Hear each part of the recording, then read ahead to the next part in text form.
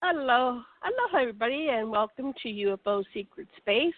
We have a panel discussion today, and we're going to focus on Roswell and the alien interviews and all the different stuff on the gray aliens and Project Serpo and what was the other, Skinny Bob. And so, and there's a new announcement by Dr. Michael Sala. We're going to go on to his website, and it says, let me pull this up here, did President Trump just acknowledge extraterrestrials crashed at Roswell? So we're going to go into that. Let me go here and turn on the speaker for my co-host, which is Karen Gresham Nickell. And, okay, there we go. Karen, are you with us? Yes, I am. Oh, there she is. Can you hear me? Can you hear me well? Loud and clear. Loud and clear. Great. I can hear you well, too. We are going to call into Theresa T.J. Morris ET Radio, Theresa J. Morris, in a couple minutes here because she does an intro and a disclaimer, and we're going to wait till she's done. Then when we call into her, she's usually talking to herself, going, I don't know, are they calling in? So we'll go through that. But I just this moment got, did President Trump just acknowledge extraterrestrial crash at Roswell? And I pulled it into my site, and I haven't had a chance to even read it. So I think I will go over this. Karen, if you can go over to the, I posted it on aquarianradio.com. There's a show page for today's show.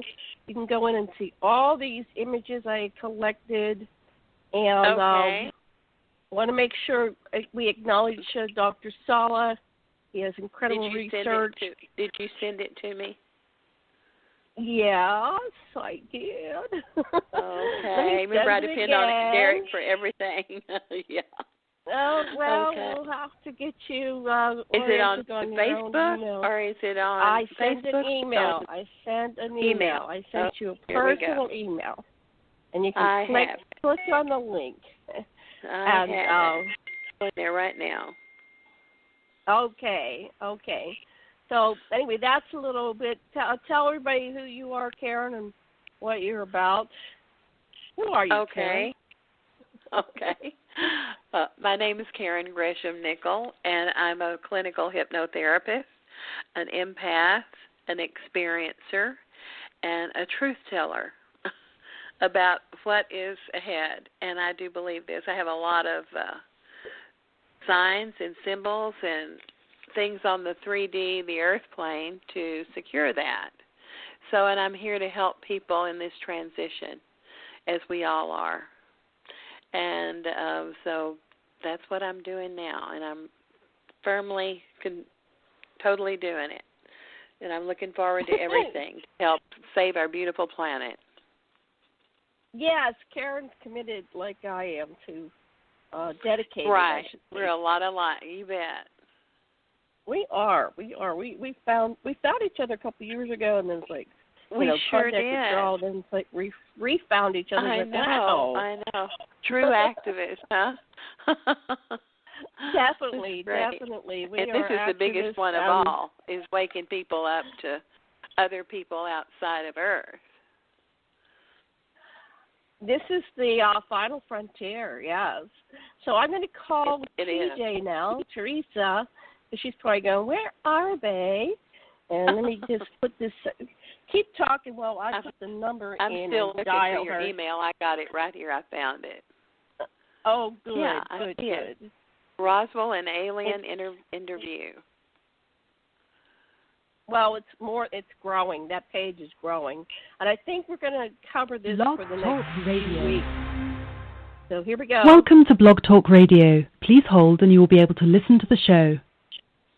Apparently upgrades, and it's been, I see what I did. I put that C in when there is no C. I keep trying to spell acquired for Aquarian Radio, but it's been quite the challenge just to raise attention and get myself back into cyberspace with my friends and all of that.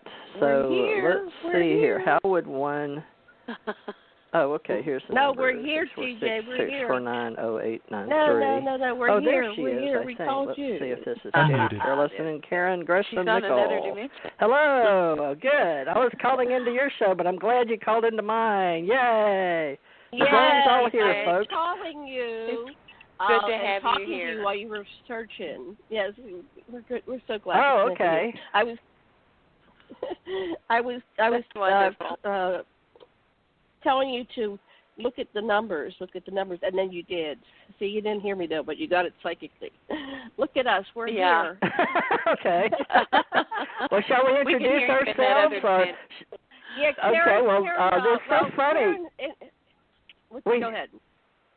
We have two shows going on, and so, Janet, I was listening to your show, on Aquarian radio that comes across on my TV, and then my show that comes across on my TV. So I know that all the money I'm paying out there to get us syndicated is working. However, it's funny because when you listen to your show and you calling my show, we hear all the beginning of you guys trying to get online like last week and vice versa. So maybe we should have you guys do a little short intro on this show so it covers on my YouTube channels, and then I'll introduce myself on your show, if that's okay, since they're crossing in television land. Does that make sense? Yeah, so let's just or did say you already real quick, introduce me? I said we're simulcasting with Theresa TJ Morris ET Radio, and we're Janet Carol Lessin, Theresa J. Morris, and Karen Gresham Nickell, and we're three.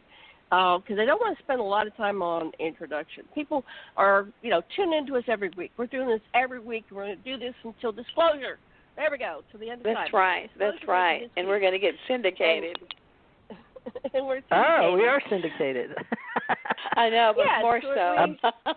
Especially with what's coming ahead. Yeah. Oh, you want to do television shows. Okay. Yeah. We're going to show up and be blonde, red, and brunette bombshells, right? No, whatever I got it wrong. takes. I colored my hair again this week. I got done with the COVID hair. I went in the bathroom. I trimmed my hair myself, and I colored it myself. And I said, okay, we're going to do Zoom, I guess. And somehow we can do Zoom. I'm ready for my close-up. Just let me know ahead of time where we can put on makeup. We'll put on makeup. Exactly. Ask Derek how we do Zoom and Blog Talk at the same time, so we can simulcast okay. Zoom and Blog he's Talk. taught me Zoom, but I've not done that. So I have a lesson with him after me the show. either. Well, I have no idea if it's even possible. I'm giving you a hypothetical. Is it possible to Zoom and Blog Talk, and then do both of our Blog Talks, so we simulcast on 3 Do you want me to text him and ask him? I can. Right now he'll give an answer. Sure. Yes. Well, not today, I hope, because my hair is not colored. No. We're not But Zooming next today. week we can Zoom it. Good. We got to color our hair and I'm put not on prepared. our makeup, and then we'll Zoom. We're not. And I'm lucky put to be here. Green Yeah. Screen. Yeah, I have a green screen. Oh, I bought a green goodness. screen. I'll get it up. Well, it's just a little piece of plastic. It wasn't that much money. Yeah, catch up with the rest of the world. We might as well. Yeah. So many podcasters do that now. So guess what I found, TJ? Right before I was broadcasting, what's his name? Somebody from Canada, one of my people, sent me a link and said, here it is, let me get it, that Dr. Solologist said, did President Trump just acknowledge extraterrestrials crashed at Roswell? So apparently yesterday, June 19, Donald was interviewed by his son, Donald Trump Jr., and was asked about the existence of alien extraterrestrial life and its connection to the 1947 Roswell UFO incident. And we've been covering this for 2 or 3 weeks now, and Roswell's coming up. The anniversary is the first week of July, so we'll be doing this for the next couple of weeks. Right. So the president's answer appeared to support decades-long rumors of an extraterrestrial crash at Roswell, and even hinted that the truth might be declassified before he leaves office. And wow. Before he didn't respond to such a controversial question. But and then this group QAnon, what I heard on the Wait. Let me just give this, and then we'll talk it. I just want to give a little background, okay? So I'm looking at the article, okay? Let me just give you the highlights. So anyway, QAnon, QAnon put it up on their system, and it said that he said that there's a UFO disclosure campaign underway where the world may soon learn about the truth. So we've had this all the time, and so there's an article about the Roswell. And then a little background of Roswell, and I put some videos up there. And let me go back to what Trump Jr. indicated, that he was genuinely intrigued by decades-old reports of an alien crash and wanted to know the truth. In fact, he emphasized the personal importance of this issue to his dad, and he wanted an answer from his father. So there's a transcript of the dialogue. Let me just scan it real quick. He said, before you leave, will you let us know if they're aliens? Because it's the only thing I really want to know. I want to know what's going on. Would you ever open up Roswell and let us know what's really going on here? So that's Junior to Dad. And POTUS said, so many people asked me that question. So Don Jr. said, it sounds ridiculous, but actually the question, it's a real question. And so POTUS said, a cute question, but there are millions and millions of people that want to go there. Anyway, so it said, he said, so you're saying you may declassify it. And then he said, I have to think about that one. Anyway, so there's a whole article, and it goes on and on, about this. This is the closest we've gotten to a president even talking about Roswell, except I think Obama did a little bit. Okay, so now I'll pass the talking stick. First of all, let me know which of you two want the talking stick first. Well, let me say something first because I'm texting Derek about the question you asked earlier. Yeah, Karen. So can you tell me what that is? What is that? Because I'm into the text. We'll deal with that after. We'll deal with that afterwards. Too complex to explain right now. Zoom, and I don't want to blur. Karen. Yeah, okay. So yeah, just tell him to put Zoom with. We'll talk about that later. Blog Zoom. Yeah, we'll talk about it later. It's too complex. Just tell him to get familiar with Zoom apologies. and Blog Talk Radio. Right. We want to simulcast the two, and so so I'm going to start the timer. So we'll pass it to TJ. Okay, take it away. You got 5 minutes. Oh, me. Yes. Okay, I'm TJ. not. Okay, well, yes, I'm familiar with some very important gentlemen have taken an interest in me. At the above, I can't tell them. They asked me to remain anonymous because they represent some big high muckety-muck figures. But they wanted me to know that Donald Trump Jr. was coming out of the closet, so to speak, as maybe he could run on the platform for those of us. I'm like, what? And now I don't know, folks. This is hearsay, but I didn't. Well, it's not even hearsay to me because I didn't hear it said. They sent it to me in my computer land. So in computer land, in cyberspace, like you get things. But various older guys, and with the world the way it's changing, because I did a lot of the MIB, I get my history off of doing all this stuff from my out-of-body near-death. So a lot of these medical people are getting into the integrative medicine and political field because they want, the money to do the future of how all of us ET beings are integrated DNA people, which is all of us as far as I'm concerned, are going to move forward on this planet because they know we're going into space. So they were talking to me about some of my old books that I wrote about the 7 levels and, space and my out-of-body experiences and my near-death experiences. So I was real happy that they were taking an interest finally because they were saying, well, why the ET part of the out-of-body near-death? So I explained to them that, I had died, and to me it's no different because it's just like being out of body, but I'm not trying to start anything or be a guru or be anything. I'm just, worried, not really worried. I'm curious about the mysteries of life and why we don't address those because one of the things about when I would be sick, when I was a little girl, I went down into my brain, and I didn't want people to get trapped there because I was trapped inside my brain, and I could see it. So when I broke my neck and back years ago, I was real concerned about my mental capacity because I'd already had died a couple of times, or maybe 3 times by that time, been out of body, traveled, and then I'd worked for the government, and I'd done Men in Black kind of stuff, or going out looking for UFOs. And we've started discussing that, but Janet was the one that was helping me multi-layer the reality as to why is this all important, because it wasn't important to me, but I knew it must be important to the government because they wanted it kept underground, so to speak. So all these people are starting finally, after 8 years I've been doing this radio show, emailing me or getting in contact with me or having people talk to me, and they're changing all my reality in my computers, who can talk to me now. Now that I'm taken serious, very few people can contact me. Matter of fact, I haven't been able to contact anybody. My phones, my computers, everything is like, I don't know if it's extraterrestrials off planet or if it's the people on the planet or they're all working together. So finally this man said, well, we're looking at Donald Trump Jr. as taking this forward as the president, the ET president. So I don't know what to think about that. But now that Janet said she read something, that's why this show's important, Janet, is connecting the dots with you and Karen. And then how is this all playing out in you guys' life? Because we're so shut down, and not only from COVID-19 still, but now there's going to be 2 more waves of that, and that's okay because that's normal on the planet. Every 6 months, 3 times if we have a plague.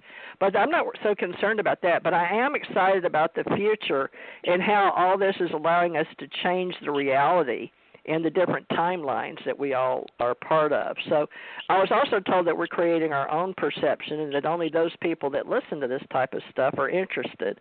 But they're not saying we're conspiracy theorists. They know that. They're starting to see the validity, if that makes any sense, with our key words. Men in Black, UFOs, ETs, Area 51. I guess Roswell, and I didn't put that as a key word, Janet. Is my time up? I'll concede. Madam Speaker 30 seconds. Or Chairman or whatever you are. 30 seconds. All right, that's pretty good. All right, so how to perceive the future. How to separate our perception from our truth and reality. So I put 3 women of mystery on mine.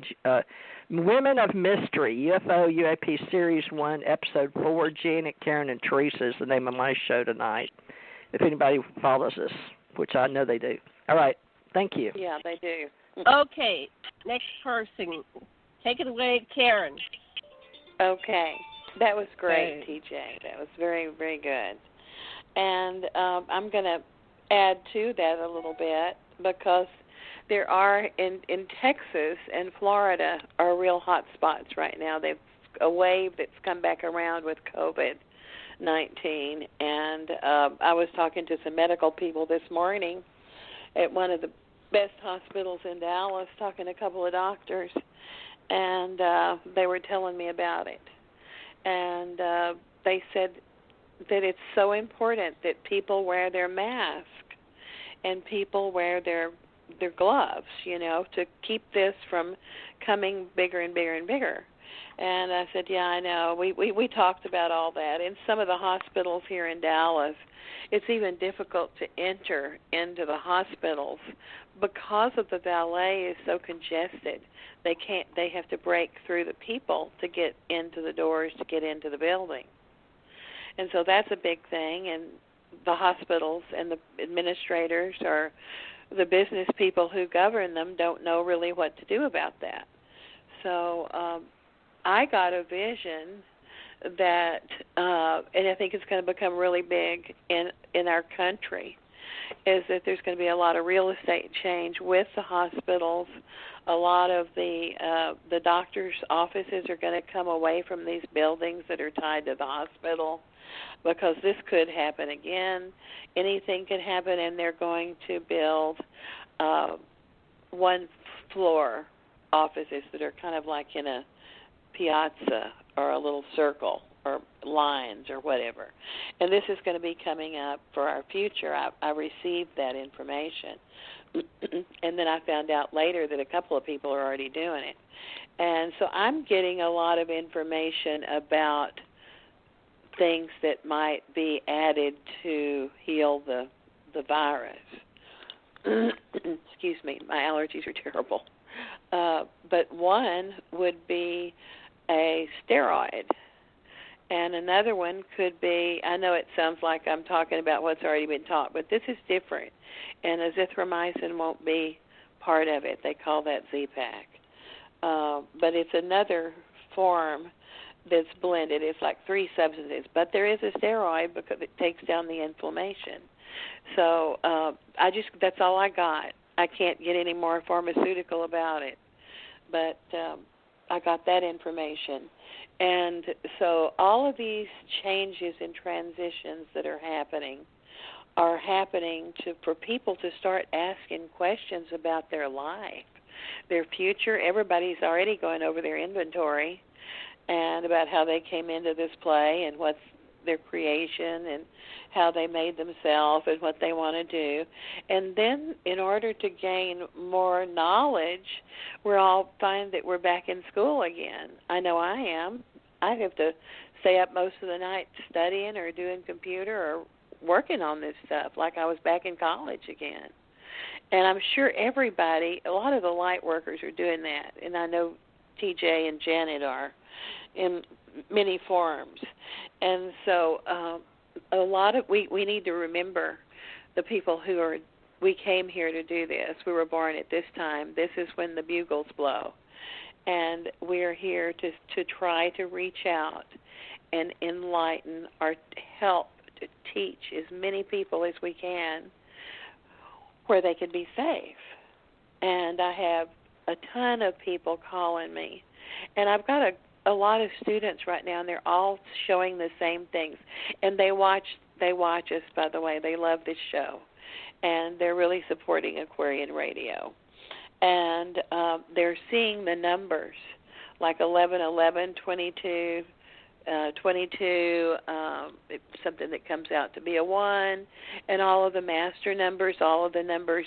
And something is telling each one of them that there's something going on. And it reaches their solar plexus, and they feel that they're communicated with by a higher being. And they get real excited, and it helps them to, I say, well, this is coming from you. You're letting it happen. You're opening yourself to receive. And so more will continue, and more continues. And I have a student who has a dog company. She's great. Her company's name, she would love for me to tell it, Fido Fundamentals. She's a master at dealing with dogs. She's great. Fundamentals. Okay. You're out of time. Okay. There we go. My turn. Okay. Cool. Okay, so let me 5 start minutes, Janet. the timer. Of course. So yes, 5 minutes. Yeah, I wanted to address your the antibiotic situation. I mean, the antibody situation with the COVID. So apparently it only lasts 10 days. So everybody's all freaked out about if they get a vaccine, that's going to be the cure-all. But apparently this system is really challenging humanity to rise up and think outside of the box and really figure out what's going on here. I know there's some genetic research, and there's all kinds of accusations that it was genetically created in the lab and it was purposely released. And so, we've got everybody on the planet experiencing mass exodus, and a lot of the people that they love. And yes, and I've heard that you heard it was 3 waves. I heard that there could be 9 innings, and if you look at it historically, the one in the 1918 that lasted 4 years, I believe. And if you can go back or ancient time, there was a plague that went around for 400 years. So I guess it depends. And I don't know if we can reach herd immunity if the antibodies don't last. See, the theory is that we get herd immunity when everybody has the antibodies, but if they don't last. And so we've got a real dilemma here for our population, and it is calling the population, and we are getting, and it's not like exclusively to old people, but so the morality of it is, though, is if you get it and you go out, you are easily infected and you infect. And when you infect, people die. So I agree with you, Karen. We need to wear masks because that's the morally right thing to do. Even in 1918, they met people getting off the train with masks. And there's, I think, 20 states that are making it illegal to walk around without masks. So it's getting so severe because this second round, it's like it was kind of gradually increasing, but if you look at a chart, it just goes, spikes way up. So it's going to be the point where, yeah, you can't go out without a mask, or they're going to do something. I don't know what the penalty is for no mask, but here in Hawaii, they've been rounding up people that have gotten on the island of Maui, and they arrest them, and they put them back on a plane, or they put them in jail. So we're living in a strange world, and I get a lot of feedback. I'm not sure what's going on here. Let me try this. There we go. Turn that down. Okay. And I think I have to turn off the air. Okay, so anyway, I wanted to focus on the Roswell and the Grey aliens, because that seems to be our Rosetta Stone, the critical issue, and that's where this whole thing started. If we're going to have any revelations, we need to go to the source and what was going on. Now, I know I'm going to put a question out to you two, and I'd like to, there's a bunch of questions I put up on aquarianradio.com, but it would be nice if we would just kind of hone in our thoughts and maybe answer questions. So my question for you two is, what do you think happened at Roswell in July of 1947? And I know, TJ, that you have some insider information, and I hope that you get more comfortable as we do this show and you start revealing what you know about your memories. You have things on a soul level memories, and you have things on a past-like memory thing, and on a current working for the government type memory. So I hope that you get more comfortable and reveal things, because what I do want to put here, I am a never Trumper, and I don't want any Trumps.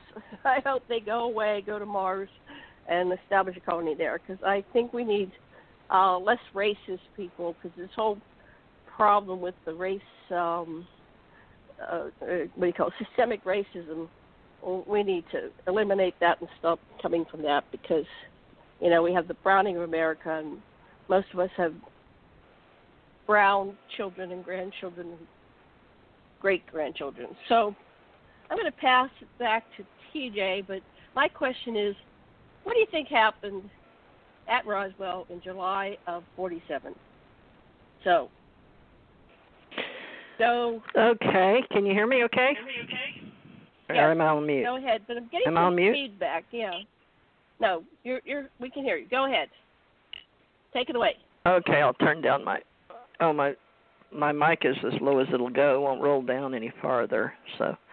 Okay, just go. Well, in Roswell, okay, we'll use the word Roswell because my first acknowledgement of even the word, I lived in Roswell, Georgia for a while, but that was as close to Roswell as I knew. But when I was living there, that's when they started talking about Roswell, the other Roswell, and I'd go, well, what do you mean the other Roswell? But I didn't realize I was into all of this Roswell stuff. So I didn't go to Roswell till after I'd lived in Roswell, Georgia, which is interesting in itself. But the word Roswell was the word they were using for me, was the Jesse Marcel story, because that's what I knew it about. So in the beginning, when I was very young and I'd gotten my clearances through NASA with my husband, and then Stephen Lee Parrish was I didn't know we were talking about Roswell and ETs. I just knew, I thought we were talking about space people and Sputnik among the astronauts. And my husband then was Stephen Lee Parrish, and he's passed. And then later on you'll hear about different husbands that worked in the government, and they've all passed. So I don't have any living husbands. But I did manage to get divorced in between, just so you guys know. I'm not a bigamist. But that's another reason my story gets all complicated is different times, different men, different government relations. But in the beginning, I was picked up by Navy in a Navy van and escorted out to California. Balboa, and it was a hospital corpsman on the front, but I realized because I was investigative by nature and I was in law enforcement and all that later, all of it combined. So it was sort of neat that by the time I got back from there, I went to they took me in a van from Dallas to where Karen. I went from Houston to Dallas in a snowstorm. I got to Dallas and I was freezing. And then a snowstorm to San Diego, and I saw UFO ETs there in space or up overhead. And I was trying to take pictures because I had my Pentax. I remember it was a Pentax, and everybody was telling me to get a Canon, but I was already trained on my Pentax, and I guess folks, but anyway, I was trying to do UFOs there, and then they took me down back across country from San Diego, back all the way across I-10 down to Louisiana. I was like, well, I was born in Louisiana. And then they wouldn't tell me, folks. This was all MIB kind of stuff. But I remember it was Navy, and the guy wore jeans and the blue shirt and the little cap, white. So people say, how do you know it was Navy? It's like, well, I was on the base, okay? And, I know that the guy, that my social and all that was recorded at Balboa Hospital. And they looked up the Social Security and all this. So I'd been it was really strange. They were telling me I was in the military, and I was like, how can I be in the military? I live in Houston with my husband and my children. I'm like, but apparently I had a double life that I didn't know about, so I don't know how to deal with that. But coming back across, they took me down, the gentleman took me down to Jesse Marcel's house in Louisiana. And I don't know the year. I've been trying to figure this out because it wasn't important back then. It was just me living my life, so I didn't take notes. But they wanted me, they don't tell me all this time, these people that take me on these excursions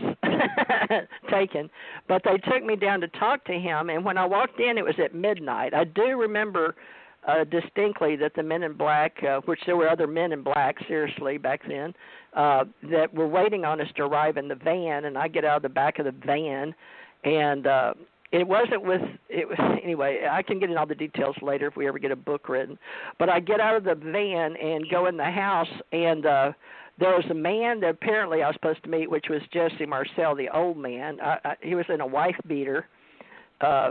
I don't know if that means anything, but that's what my brain remembers, sitting at a kitchen table, and everybody was asleep, but he was expecting us, but he said I'd missed Stanton Friedman. He asked me one of the first questions if I knew Stanton Friedman, so apparently, whatever year it was, he said I'd just missed Stanton Friedman. So this is really strange because that name stuck in my head, but I got to talk to him about. We'll have to come back to that. We'll have to come back. Okay, well that's a good spot to start. Remember, I'm in the Stanton kitchen. Friedman. Okay, Stanton and Jesse Marcel. Okay. Okay, cool. I can't. Karen, I don't have turn. any pens, but I will. All right. Well, Karen, go ahead. Your turn. Okay. Karen. So I'm going to follow up on that a little bit because we're with the Roswell thing. Excuse me. When my husband and I went, before we went to Roswell, I think we went around 2006. We were driving around in Dallas, and that's when we lost time. And all of a sudden, he realized we were on the highway to Houston, and he said, He said, "What time is it?" And we had lost 3 hours of time basically. And he said, "We are on the way to Houston." And I said, "What happened?" And he said, "Well, I don't know." I said, "It looks like we've lost time." He said, "Yeah, we have." And so we didn't think anything about it. We've had this happen before. We turned around from the one to Houston, 45. Turned around and came back. We were almost to Ennis, and turned around and came back and just kind of forgot about it or just kind of let it go. And then about a week later, he said, "Why don't we go to New Mexico?" And I said, "Sure, any place in particular?" He said, "Roswell." He said, "Do you feel like going to Roswell?" And I said, "Sure, let's go." And I said, what do you want to see? He said, "Well, let's go check it out. Let's go see what's out there." And it was almost like we were both being drawn to go there. And we went there, and we didn't really know where to go. We visited the museum. This was back a long time ago. And walked around and tried to figure out where it might have been, and walked a ways out into the desert. And, of course, it was much further than that, but we were drawn there. And nothing really much happened, but we felt a force that had us to go out to that area. And so he wanted us to sit out there in the car for a couple hours to see what we could get. And I felt a lot of energy.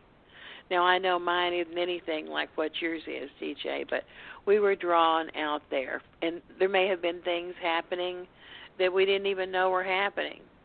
But it was interesting to me that it came so close to the fact that we had lost the time.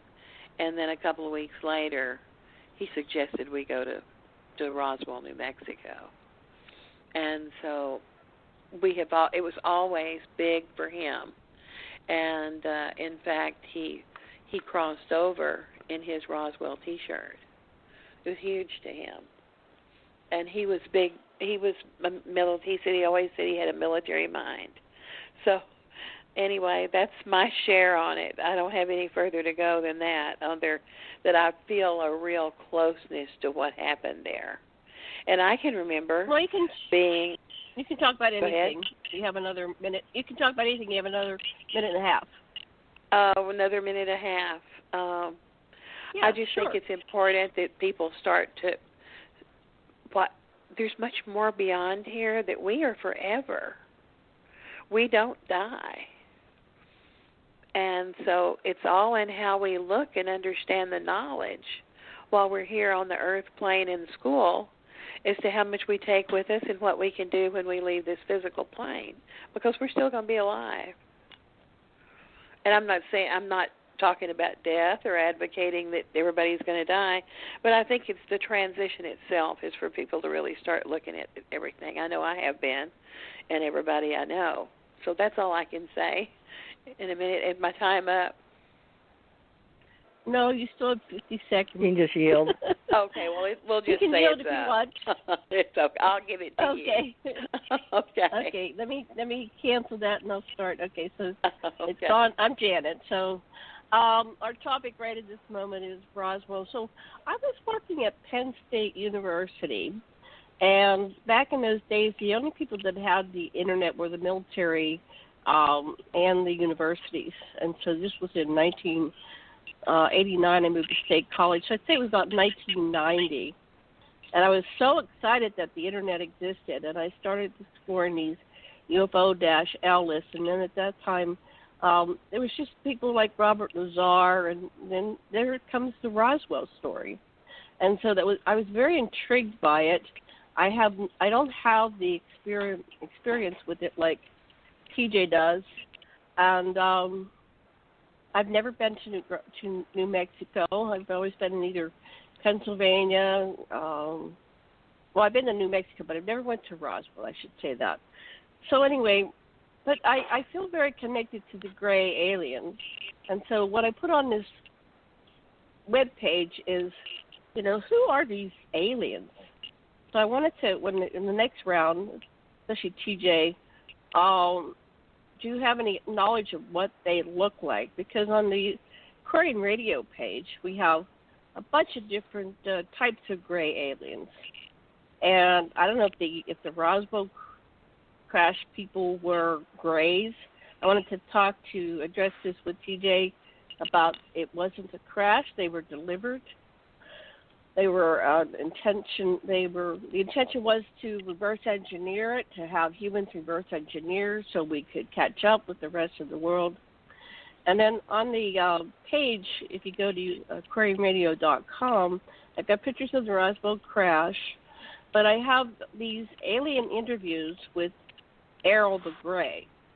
And Aril was the extraterrestrial who was taken underground and interviewed. And then there's an Area 51 gray alien that looks a little bit more sinister. And there's a series of recordings which actually have this alien talking. And I wanted TJ and Karen to go through that and examine that information, but I guess they didn't have time or something. So I'm interested in this subject to this level because there's some really important information about the nature of existence, where we come from, how we got to be on this planet, that this is a prison planet. Could somebody please mute? Because I'm getting a lot of feedback. Maybe if you guys mute when we're not talking, we'll get less feedback. I'm not sure what's going on. Okay. But the nature of the universe, how we got here, how life got on the earth, how we get our biological entities, our creatures, our plants and animals. And so I have a past life memory of being a terraformer. One time I got a hypnotic regression. And they said, go back to your first incarnation. And I thought I would go back to, past life where I had bare feet. But when I was directed to go back to my first time on the planet, I found myself in a kind of an environmental suit with boots on. So what came out of me was shocking, as I expressed that I had been a terraformer, and I was investigating, this was part of my project. It was like my art project with a group of people, and we were trying to figure out what life forms, what beings will we have that will be able to host sentient life, meaning creatures that reincarnate and have what we call lifetimes. So that correlates with the information from Aril the Grey to a degree, where she talks about they have companies that create life forms. And in this Aril the Grey information, she said that a decision was made so that the creatures would eat each other, because I'm trying to find that. I'll find that for the next time. That they developed this technology so that beings could eat each other, so they wouldn't have to continually provide creatures, and they could reproduce. So I'm going to yield with that and back to TJ. Go ahead, TJ. Okay. I was on mute. Okay, you can hear me now. Okay. So I am muting in between, so I know there's nothing coming from my side. That's good, girl. Okay, now this is, you asked me to tell certain stories, but I feel like I need to stay on this track for people to listen back how my brain's working, because if I just give them the details, the details you want, then it's sort of anticlimactic. But I need to go back to where I was on this history line, because that's where my brain story. I see visions, folks. So I'm telling the story from the video playing in my head. So I'm in this house. I've come in the front door at midnight. It was all prearranged. There was several men in black out the front. It was sort of strange. There was a lot, but there was at least 3 to 5 on, like they were waiting on it. So it was 2 sets. I would say they were always in teams of 2, but one night I saw them by 1. They'd come at midnight by themselves. But anyway, so I'd gone in. I'm at the kitchen table. There sits Jesse Marcel. I think he was smoking. I don't know if it's just my brain. I don't know all the details. But anyway, sitting there. And he wasn't surprised, but he did ask who this was, because he asked the men, because here I am, a young woman. But they told him that I had worked with. But for a few minutes, I remember there was an argument whether or not I was going to talk to him or not. So I don't know how they made it work, but they did. It's hard to explain. I mean, here you are bringing men that he doesn't know who they are, and he'd been working with Stanton Friedman, so he was I think Stanton only wanted him to give him the story or something. Anyway, it was something about the story that was coming out, and who had probably, we didn't say intellectual property back then, but who had the right to know or need to know, and he was prior Air Force, I think. But I didn't know why I was there any more than he did, so I wasn't emotionally involved with whatever I was there for. But anyway, they didn't really necessarily want him to know why I was there, but later on in life I figured it out because before I went in, the men that from the Navy van when I got out, and the young guy, he was just the escort, Bobby, but when I went in, the men had said, just see if you can find out where he's put a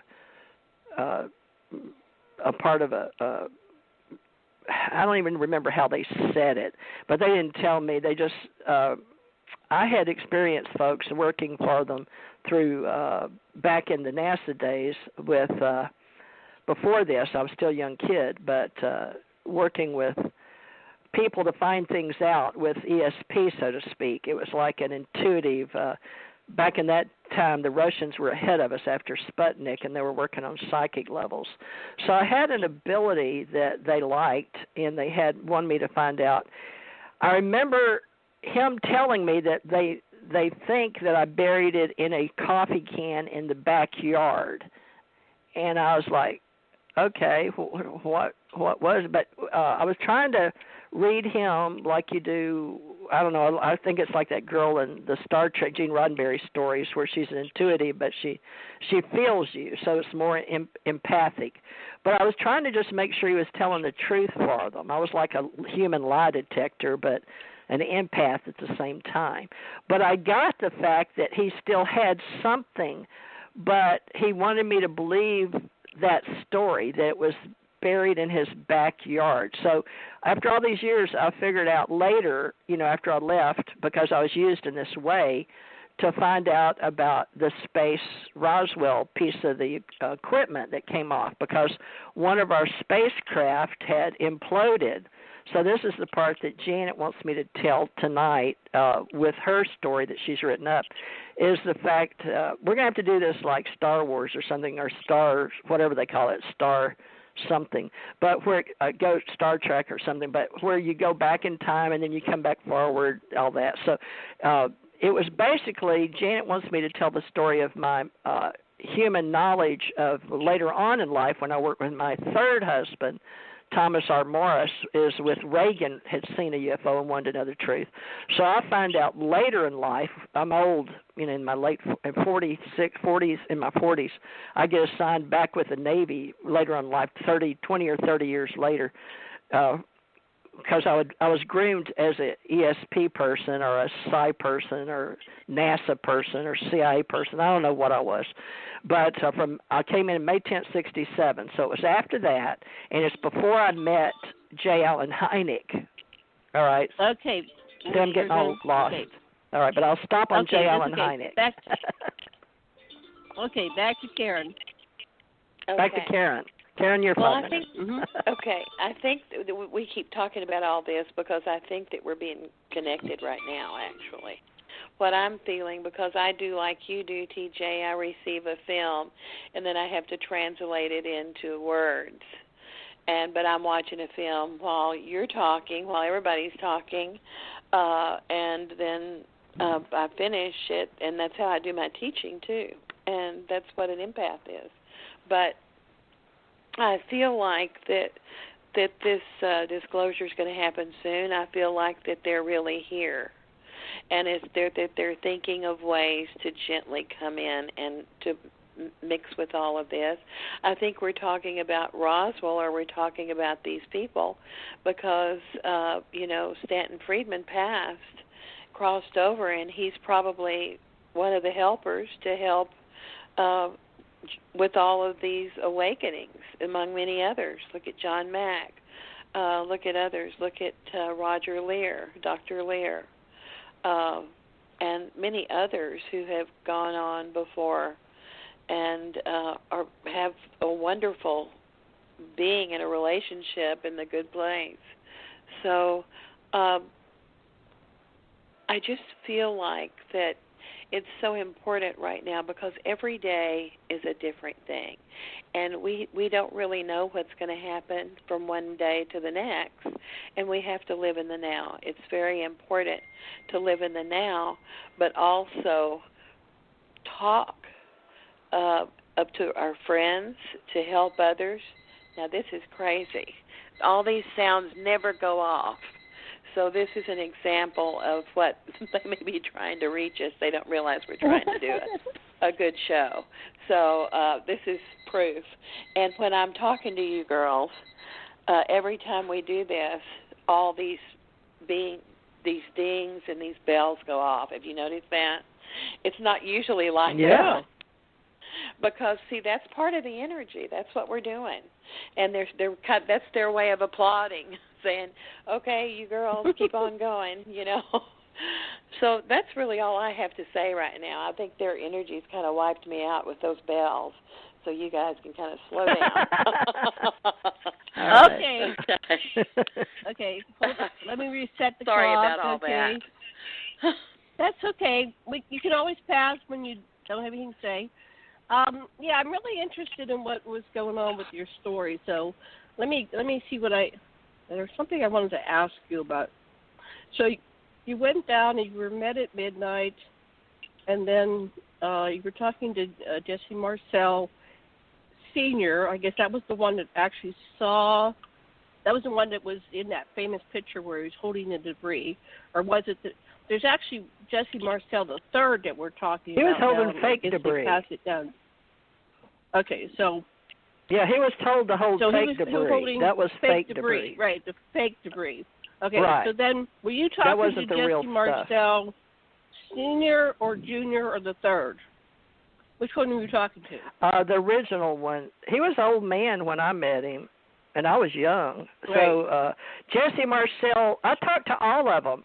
For some reason, I don't know if it's the ETs or the government or themselves, but all of them are in my life. I've talked, for some reason, maybe the dad told the son. I think when I first the dad UFO conferences, I'm saying all three of them had been on the UFO circuit. I was asking you a couple questions, but yes, all three have been on the UFO circuit. But when one died, the next one stepped in, and so then Jesse Marcel Jr. did the UFO circuit for a number of years. But Jesse Marcel Sr. was, of course, our parents' generation, which is the World War II generation, right? Right. And then Jesse Marcel Jr. was probably closer to, I don't know when, I'll have to look up when he was born and when he died. But for some reason he died. Well, he was now skinny and the third.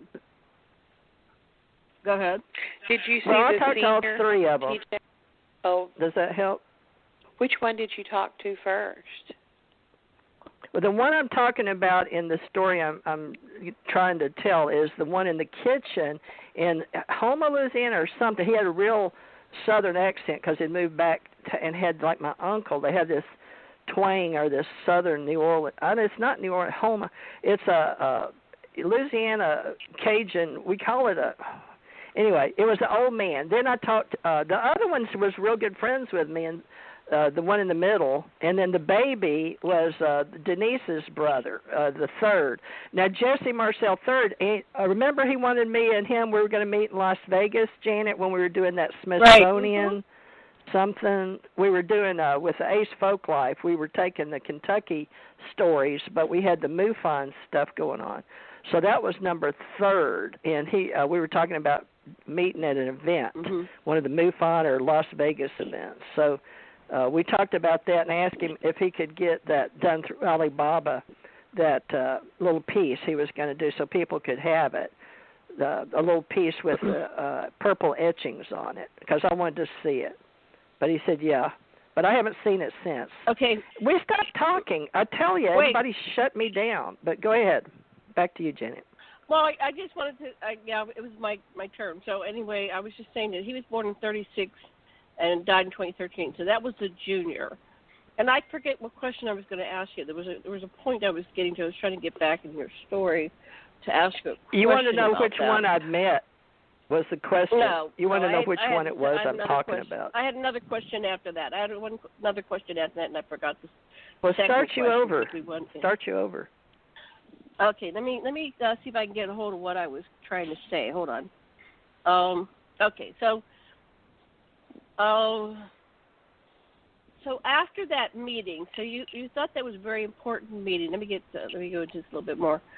And you don't know why they had you meet with Jesse Marcel Sr., but is that because of your... Except to find out. Okay, because you're psychic, and you were supposed to read them like Deanna Troi on Star Trek to see if he was lying or not.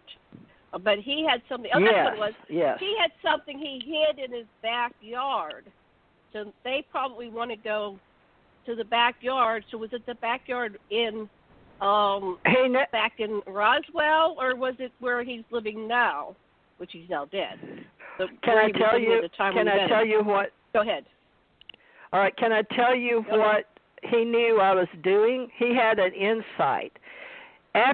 Remember there was sort of an argument as to whether he was going to talk to me. I remember we were all going to leave, and then he called us back. I walked from the kitchen table to the living room. So there was a lot going on then. If you were watching it on the television, but he decided he was going to talk to me. But he talked to me like an intuitive empath person in my mind, and he talked to me like a human with a voice. So he knew how to do what ETs do. So I don't know how to say that because not everybody can do it. But it's like you look at a person with your eyes and you talk with your voice. But he told me in my mind that they think it's buried in the backyard in a can. But and he finally said it out loud, but he didn't believe that. So he had something, but he wouldn't tell them because there were little pieces that were imploded that different people picked up. But to me, he was going to leave it to his family, which I don't understand. Let me address this. So you're saying that Jesse Marcel Sr. was able to communicate telepathically like the gray aliens. And did you get any insight into how he learned how to do that? Because you knew how to do it because you had been interacting with aliens, and I know how to do it because I've interacted with aliens, and I received telepathic, and you do. So that's how Karen got involved with me. Right. Well, that might mean that Jesse Marcel... That means certain people can do it. Well, as we're all talking about aliens. Wait, let me finish this sentence. It's my turn. Jesse Marcel was interacting with aliens. So he wasn't just... Something happened that he interacted with aliens. Do you have any insight, TJ, into how...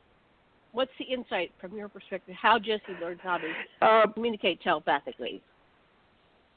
Well, I can suggest that we all can do it. It's just if we have an inner knowing that we're not in fear of. Greed and fear knocks out your internal organ that you have, like a pituitary or something in your brain, your pineal. But we're all intuitive and empathic, so we're getting into vibrations and sounds and emotions.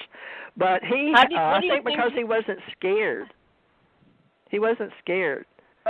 He had that curiosity. He wasn't afraid of what? What would he be afraid of? So he wasn't afraid of... He wouldn't be the little Chinese, the little Japanese, the little gray people. They're little people. He wasn't. He had an awe. I believe personally that he had a curiosity, but he didn't. He was like J. Allen Hynek. He wasn't a believer at first. But how did he come to get to communicate with them? Do you have the insight into what happened that he ended up communicating with them? Let's see if I can find that. Well, I was just standing there in front of him. I was standing and he was sitting, but it was a feeling, Jean. It's a empathic knowing that you can talk on that level. He just had it. I can't explain it. Some people have it. We all have it, is what I say, because I like to train mystics. We all have it. Not everyone does it or uses it. We all have the skill to ride a bicycle, but not everybody wants to because they're scared they'll fall over. So he already had the skill to ride it. I'm searching for words. In Florida, you're not going to go telepathic with people in town. He has a connection to the ET. No, I stay in my room. I just wondered if you... I don't interact. Okay, but most humans I'm walk in town, a real empath. They cannot interface. Communicate telepathically. Most humans, when you walk in town, cannot telepathically communicate. But for some reason, Jesse Marcel knew how to communicate at least with you me, kid. I don't know if with everybody. Okay, so let me stop and give I don't know Karen. with everybody. Karen? Yeah. No, it's his turn. So it's TJ's turn. So go. Yeah, it's my turn. TJ, talk away now. All right, so Go you ahead. were asking me questions during your time, but what it is you're trying to get this story down on. That's okay, folks, on Aquarian Radio, because it's so in depth. We need to do this way. I know it's confusing, but we'll get it because we've been working on this for 8 years, Janet and I. So we're closer than we've ever been. But they're so multi-layered. So I'm in the house, and the reason I can feel him is because he's looking at me. But remember, he wasn't going to talk to me until they told him who I was.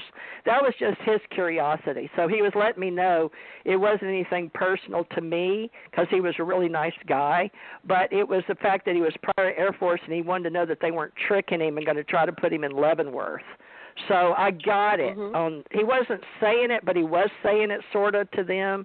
It was a multi-layered conversation because he and I were sort of stuck. We were like victims of this.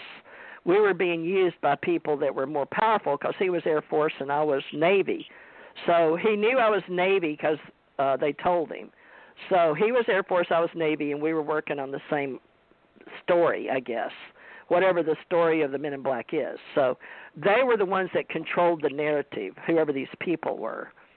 So he and I were talking like in front of them, like you stretch your ego, and then you drop your ego, and you have to not be scared and in fear and talk to each other.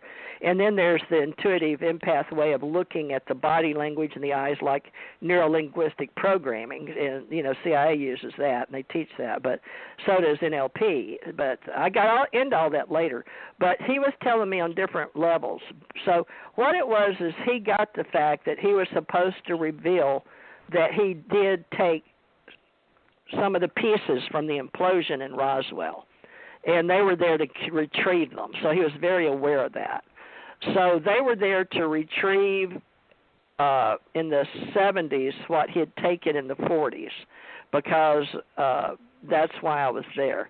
But he knew that Stanton Friedman was trying to write a book about it or something. So there was multi-layered. There was his story he wanted to tell. There was the government story. There's the Air Force story, I guess the Navy story, the CIA story, and then the Men in Black story. And so everybody's trying to put the story together like we are here. There's the Janet side, Karen side, and TJ side. And you try to put them all together and make sense of what's real. So that's when we started working at, but it woke my brain up because I still stayed married for another 4 years. I didn't get divorced, but the voice would come to me and say, when are you coming? The ET voice, not hearing voices like I'm psychopath, but this knowingness would say, you've got to come back. So it wasn't until 1980 that I went back out again and worked with extraterrestrials in Rochester, New York, and Denver, Colorado, and all of that. But during that time, I always thought about Jesse, but I didn't meet Stanton Friedman ever, but his name comes back into my life in 2006. And so he sent me books to keep with his name in it, and he and I were talking about books and writing books and talking long distance, and it would run up like an $85 bill for 45 minutes to an hour for me back then, and I couldn't really afford it, but so I didn't have that many after I got my phone bills. But I figured out that Stant was an important player in something the government wanted to know, and that Jesse was. But I didn't put it together really until I got the call from Strom Thurmond. And Strom Thurmond, I was going to University of Alabama, and he wanted me to come to Washington, D.C., and it was based on and I don't know the timelines yet, but it had something to do with Philip Corso and UFOs. He asked me, I'll never forget, he asked me what I knew about UFOs or flying saucers. Like, it was like I talked to him every day, or like, I was like, what? Because he had called me a couple of times before. So that was one of my security questions on my polygraph when I went to Tyson Corners in Langley. They wanted to know how I knew Strom Thurmond. I said, I don't know, just through family, I guess, because he was doing genealogy back then and tracked me down. But then he wanted me to come and he wanted me to work on. Okay, so listeners don't know your name. Your maiden name is Thurmond. Yeah, but nobody can help the color of their skin or the name they're born into. That, because people, it's part of who I am. But yeah, I was born. My father's name was Thurmond, and we came from the Ripley Charles Faulkner. My grandfather, great-grandfather, started the railroad with Charles Faulkner. It's a real big thing in Ripley, Mississippi, and then they tracked it down, and it's all complicated because we're all related to different people. But yeah, so there is something to me. And so remember that. Remember that. We're going to start with Karen. Okay, your turn, Karen. Okay. Take it away. Well, I don't know what to talk about, really, because why we all have a name, about, I guess. About your story. It's really, I agree with Janet. It's fantastic, and I see a movie the whole time it's being told. I think there are other stories out there. There's other people, and I have been amazed at how many pings that I've been getting ever since we've been talking tonight. I mean, I couldn't stop them. I tried to get over there, and I couldn't stop them. And so that is, to me, a sign and a symbol that we're not alone. And I am getting that there are some other people who are not from this planet who are accompanying us and very happy with you, TJ, and Janet, and the fact that we're doing that, but they really are like applauding your story and what you're doing. And so it takes a lot for you to go out there. I know how you're feeling. I'm reading your feelings as you're doing it, and I think you're doing a brilliant job. I think that all of this is going to help a lot of people come up and to ask a lot of questions, seek more synchronicities. There is a fear of a virus fear, a fear of everything that is passing in the wind to people who are experiencing change, and there are a lot of people who don't like to make change. And so there's a gentle thing about knowing more information about all of this that can really help people be calm and know that everybody has the ability to go to a certain level of consciousness through meditation. I teach this. This is what I do. And I'm a recording artist, and I do this. I have a recording studio in my home, and this is what I do. I work with sound, and I teach people how to get to deeper levels of consciousness to where they can start to visualize what they want or what they want to become to an awareness that they are the creator of what they're making happen. And then as they get a return of a symbol or a sign or something, then it makes the power, their individual power, come out even stronger. And I think that this is what you were talking about, that the ETs were in communication with Jesse Marcel. Is that right, TJ? Is that the communication with extraterrestrial and altered states of consciousness? Well, if I can answer real quick, I've got these signs that bug me that I got on the wall that nobody can explain, and I want to know how they can do that, because it's not being addressed in any form of people getting these signs on the wall in gold light. And I have things that happen to me, but I don't know how to express it, and I don't know how to say it. So I think, Karen, that's why Preston Nichols and your name came up, was because I really feel like when you came on, you were going to help me learn how to talk. Well, that sounds weird, but go ahead. But there are no words in a lot of ways, and there are no words at the third dimension, the third 3D, the Earth plane. The words are not evolved enough in sound to do that. So they use sound and they use feeling. It's a total right brain thing. It's not. There aren't words. There never are. It's an awareness, because even us, as much as we've experienced this and done this, we have to struggle to find the words to use for the people. So I'm open. Ask me anything. look at what's happened since we've been on the phone with all these pings. This never happens. It really doesn't. And you have to take it, even something that simple, and realize that you had a signal. And we all get them. But in synchronicities, numbers, and people do that. So I hope that helps a little bit. And it goes much deeper than that. And sometimes you have to realize that you are getting this and not worry about the words to say it. That send it out through your solar plexus region, and the force will make it understood. It will provide a film to the person you're trying to communicate with through their mind. I'm sorry, okay, I know I'm up. Time. Okay. That's okay. I just wanted to ask her one thing.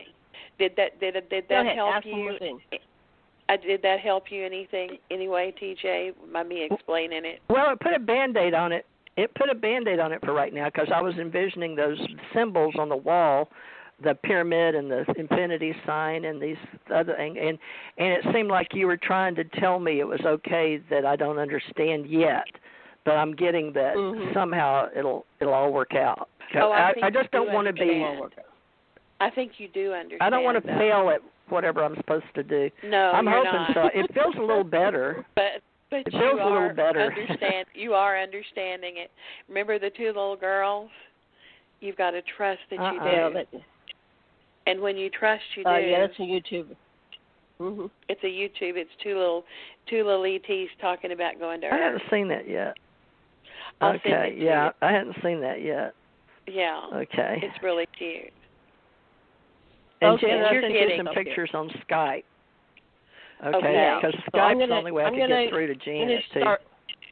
Right. I'm going to start my turn. All right, so Janet, set your time. Okay. I'm done. No. Okay, so at some point we're going to weave all three of our stories together, because we're all extraterrestrial contactees. So all this time, while things were happening for TJ, and I would like to try to get the time, but we might not know the time, but we kind of can know in what sequence things unfolded. But, I was a contactee experiencer since the crib, so is TJ. We both had experiences under age 10 with extraterrestrials. She had a experience where she went to White Sands, and her family was involved in the government, Thurman, and with NASA, and your uncle was at White Sands. And my family was involved with the Masons, with the Masonic Lodge, and they were. What I pieced together, it's interesting when you weave the stories together, how we know each other. We actually might know each other from previous generations, because Sasha and I have been talking, and we realized that our parents, our grandparents and parents, probably grandparent level, knew each other because they were involved in these establishment of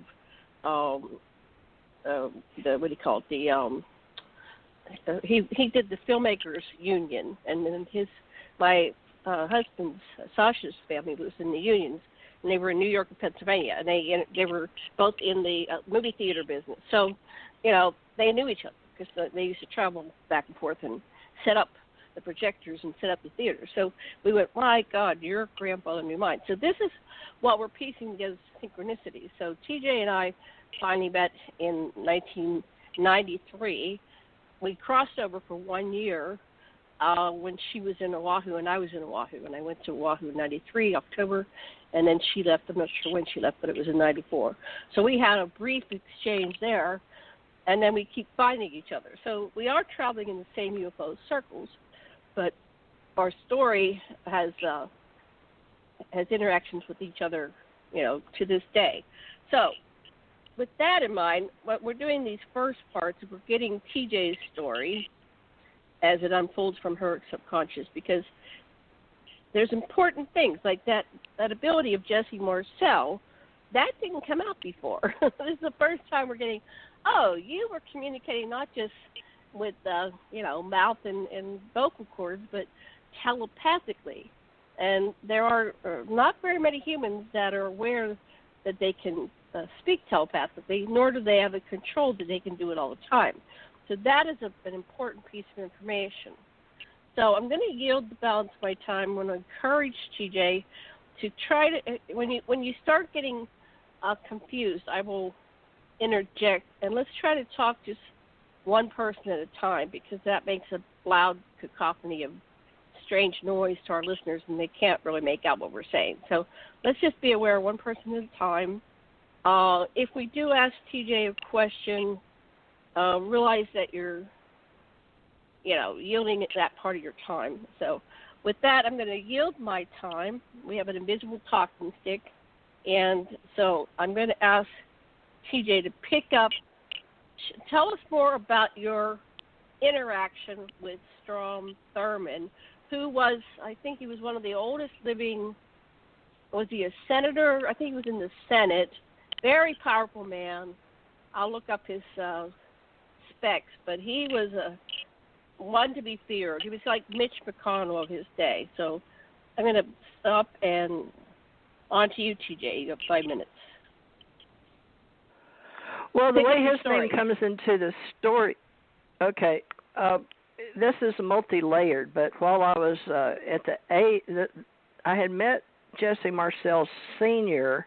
in Louisiana, and the story goes with the Navy, and he was the Air Force, but my family story from the name Thurmond, when I was young, I thought I was just Indian on his side, and my mom they were from Ireland. They were red-haired ladies from Ireland. So they were potato farmers, but they were school teachers when they came to America. And the Thurmond was Thor's protection. So I was really not into genealogy that much, but we became LDSs, Latter-day Saints. My dad, I was a Mormon LDS 72. So my dad took us to the temple, and I learned then, it wasn't until I went to Washington, D.C., and we stayed somewhere with Senator Strom Thurmond's blessing or something to do with a special house where he allowed us to be with him or something. But I don't remember much because I was only in my early 20s, and I had my 4 little girls already. So it had to be probably 78, I think.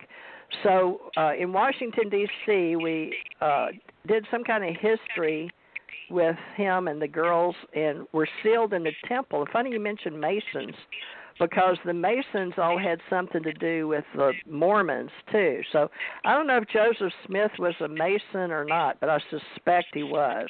So there's a deep story with extraterrestrials and Masons, and the name Thurmond, and Thurber, and Thor's protection, and the gods and the Masons. So I believe that gods, or that architect thing with the Masons, has to do with the extraterrestrials. Now, nobody's telling me that, folks. I just am trying to figure out, because I was a Thurmond, and then how all this Latter-day Saint stuff and the Masons and all the stuff that, you're not allowed to talk about because it's secret. And I can't tell you, because that's the oaths you take when you go to the temple. But I can tell you how I feel. An opinion is that it all has something to do with Strom Thurmond and the Thurmonds and the ETs and the Thurbers and the Thor's protection, and the Asgard was a real thing, and the Guardians of the Galaxy, that there are levels of family history that knows the truth as their existence. It's not politics, and it's not religion. It's not even philosophy. It's on another level of ET acceptance. It has nothing to do with your age, color, creed, religion, any of that, although different groups take on that energy.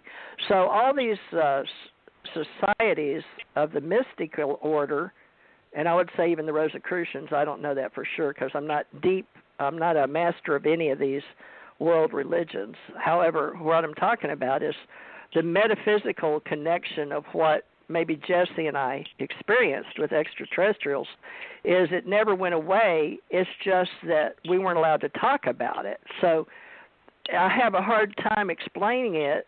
So that's how I got on the metaphysical journey. And it seemed like Strom Thurmond knew that, because not only that, but the NSA and the CIA and all these different intelligence groups were explained to me at a level of a family, something to do with Missouri and the blacks, like out of Harry Potter, the name Black. But there was a metaphysical, spiritual level that only certain families knew.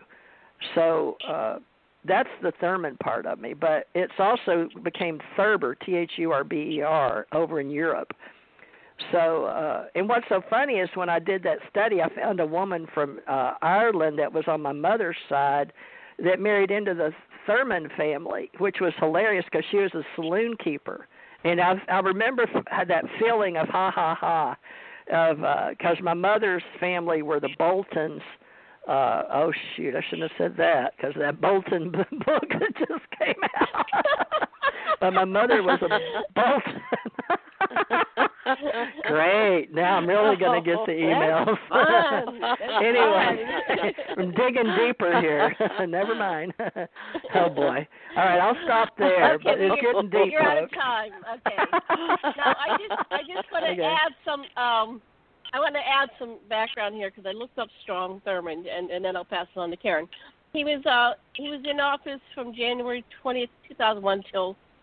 Oh wait, that's not it. No, he was in for. No, because he was in the 80s. He was a South Carolina senator. Stop. Sorry, I misread something. He was in the office for 48 years. I'm sorry. That makes and sense. He was born in December 5th, 1902. He died June 26, 2003. He was 100 years old. He was the longest serving.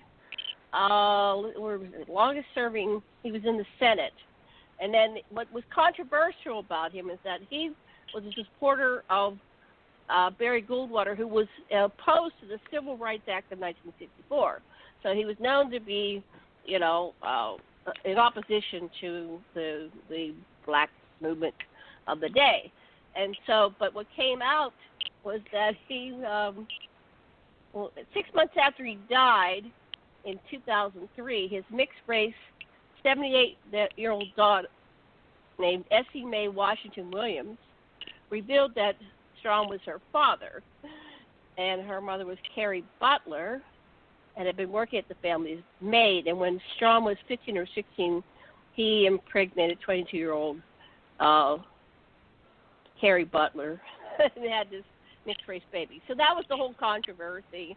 But then just to follow through on that, it's kind of interesting because we have all this Black Lives Matter stuff. And I looked up Strom Thurmond. It said that these two football players are trying to get the Strom Thurmond Wellness Center renamed because, they're taking everybody that was racist. So it's an interesting tie. I know he's different than you, and you have different views on racism. I have a multiracial granddaughter, so that they shouldn't take that away from her family because she's having trouble here being bullied because she's multiracial. She's half black and half white, and she's having a terrible life at 13 like I did. It's terrible. Aww, I was part Indian, I thought, but when you're part Indian and part black and part white, they're really mean to you. Then add a name like Thurmond on top of it, and they try to kill you all the time. It's not fun. I know. So please don't. So you can get multiracial on any level. And the same thing is, don't kill the Roswell lady because I'm. Yeah. No, I'm just saying that my parents were very racist when they were young, but by the time they died, when I went back to see them when they were in their last leg, their best friend was a black man, and he was the only one who was taking care of them. He was literally cutting my dad's brother's toenails because he had diabetes, and he was the only one that could do it without hurting him, because when you have diabetes, you got to be careful about cutting your toenails. Anyway, so it shows that we can all overcome our past, and we shouldn't be blamed for the past of our relatives. But anyway, but that's an interesting aside, and then I wanted to pass it on to Karen. So, Karen, please talk about whatever you want to talk about. We're just in a random succession of thoughts, and everything you think and your story is important too. I think it's the best to just be relaxed and, just let what comes out come out. And, that's how things are going to flow through channel anyway.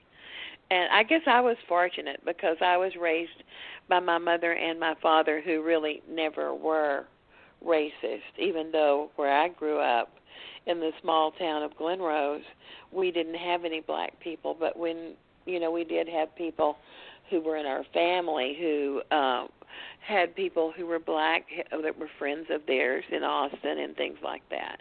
So I was never known to be anything about racism or that there was a difference, which is really good. And plus, after having lived in Rio for so many years, most of their culture comes from Africa. And that's that part of Brazil that is. The rest is more from Europe and Spain and especially Argentina, close down there in Porto Alegre. But so I think that all of the ETs are coming here to help evolve this color thing that's been so, there's enough bullying that goes on as it is at that age for whether you're all white or whether you're black and white or whether you're whatever. And I think that there are so many good things about this disclosure.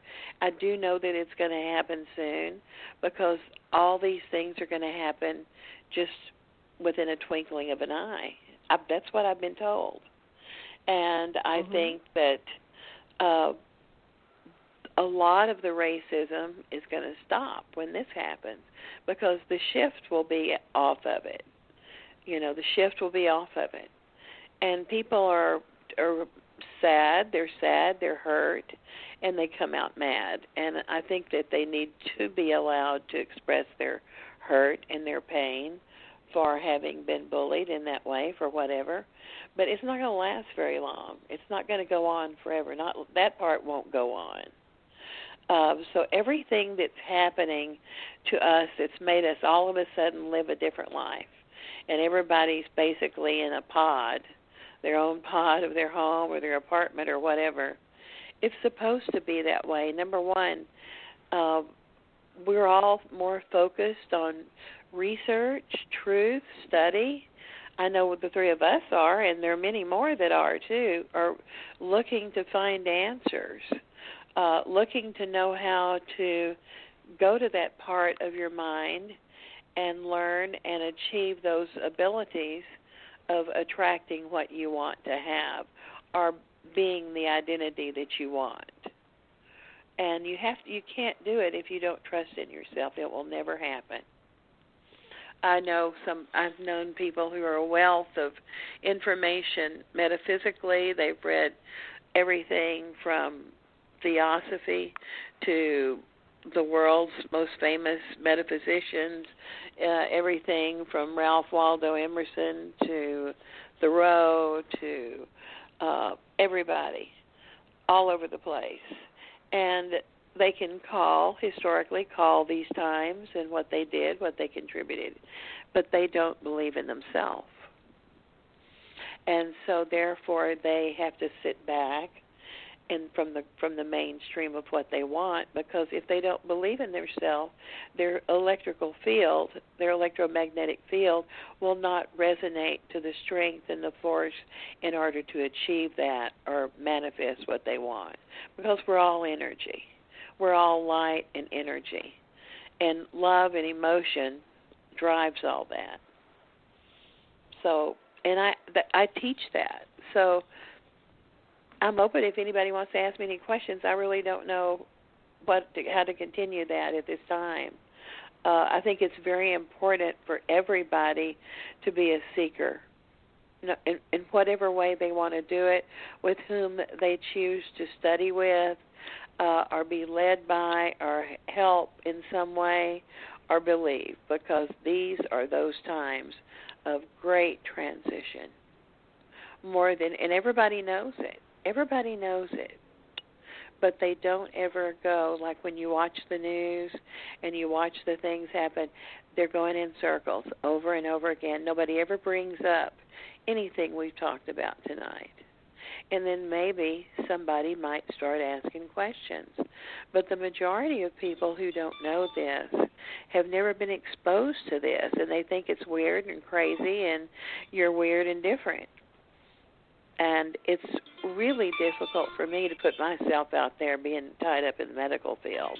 It's been hard. I'm doing it more now than I've ever done, but it hadn't been easy. Okay, we're at the end of your time. Okay. So without further ado, I'm going to pass it to TJ, whatever you want to talk about. All right. Well, not only am I Thurmond and Bolton, but my family were Jews, and my mother's book, you can look it up, is Good Old Days in Louisiana by Tess Thomas on Lulu, but she'll tell you how she grew up during the Hitler time when her grandpa was from Poland, so I guess on her side, we're Polish Jews. So everybody can look at who they are, but you better do your history, because my daughter came to Hawaii skinhead and boots on as a white supremacist kind of chick, and I told my mother she better talk to her because mother was Jewish, and they weren't allowed to say they were Jewish when they came over here, apparently, because my grandma was a school teacher in Missouri, and she taught Indians, but she married a Polish Jew, a man from Poland, and his name was Richman, Richman. And so our family is really interesting. But to answer the black part of me and Thurmond and growing up in Monroe, Louisiana, West Monroe, Louisiana, the black lady that raised me in our house was Alice Taylor. And she lived on, was it Taylor Street, I think, in West Monroe. But her son that tried to get her to move to Chicago and all that, I'm just going to say that because I loved her, and Mama paid for her to come to Houston, but she wouldn't stay with us over there because she had like 9 kids of her own still she had to raise, and she didn't get that much money, but that was the times during then. But the black people, when I was moved back to Houston in the 80s, Mr. Singletary and some other people, I don't know how old, but they were telling me about a guy that was in Chicago and had Hawaii, and Trump said he came from nowhere, but it turned out to be Barack Obama. But I was hearing about this mixed race guy, and now my grandchildren are multiracial, and we've just got to get used to the fact that we're all multiracial. And when my daughter just died, and she was brown skinned, and my grandson is really brown skinned, he looks like he's from Hawaii, and he claims Indian. But and then my granddaughter half is multiracial, so we're mixed, even though they don't like the name Thurmond, and they chastise me, but I can't help that's my name, my own grandchildren, because of the way they've been bullied. But when my daughter died, she was other. So even though we're O positive, when they break down our blood, they can find that we have extraterrestrial origin in our blood. And that's something that when Janet came on, now my stuff's going off, and it never goes off. So why is that going off? They're applauding you. That's odd, but yeah, I'm going to have to take my hits.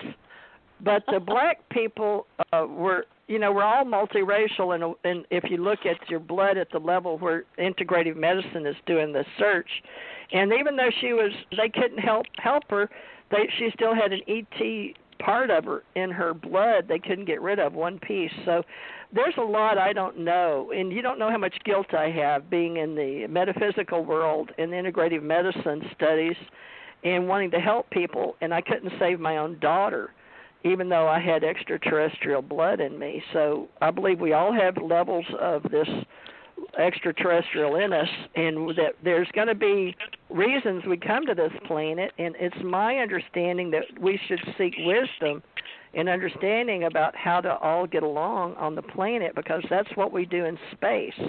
And we're like ants, and that's one thing I've learned. They have pity on us, a lot of these higher beings.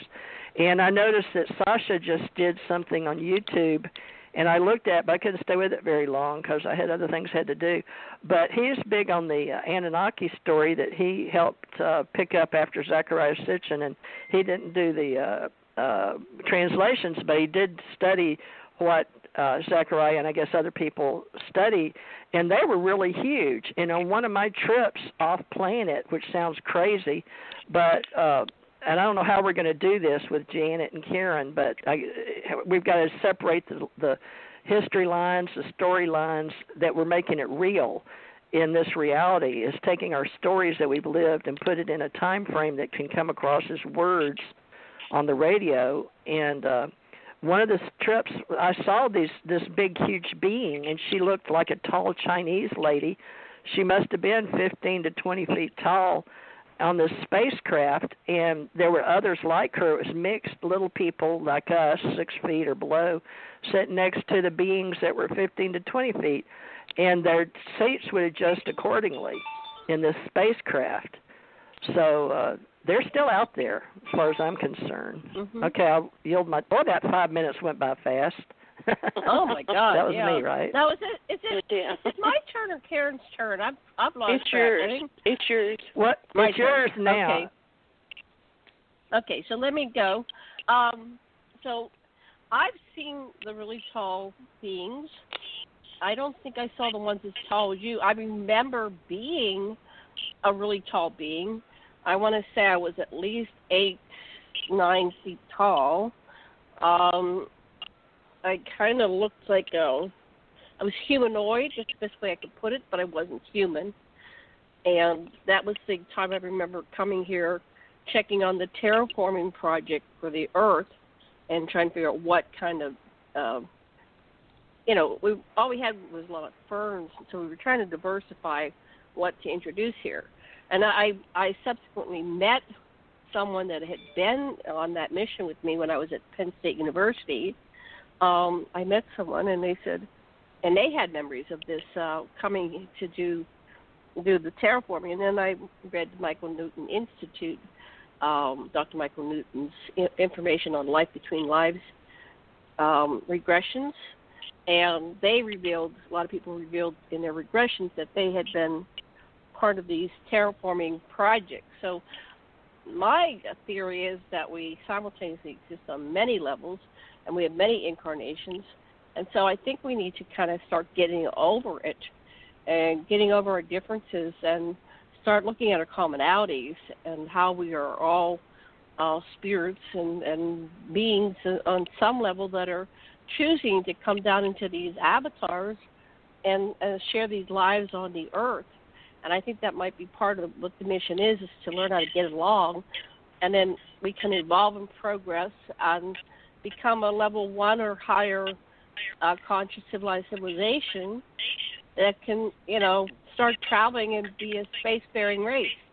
Getting some feedback again. TJ, could you try muting? That might help. I've got them too. Something's now, making that.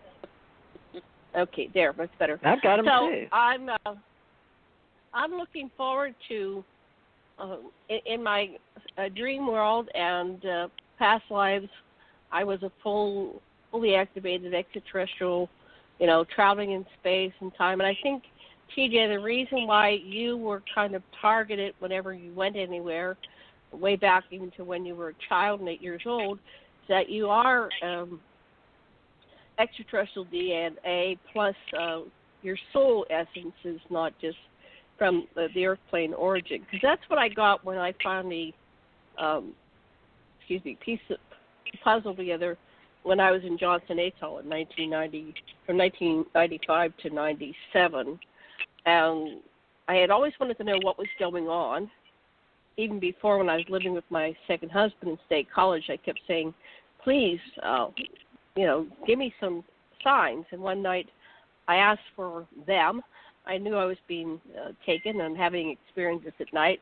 And by the time I got up in the morning, they were suppressed, or I had little bits and pieces. There was no one I could talk to because they would have stuck me in a mental institution.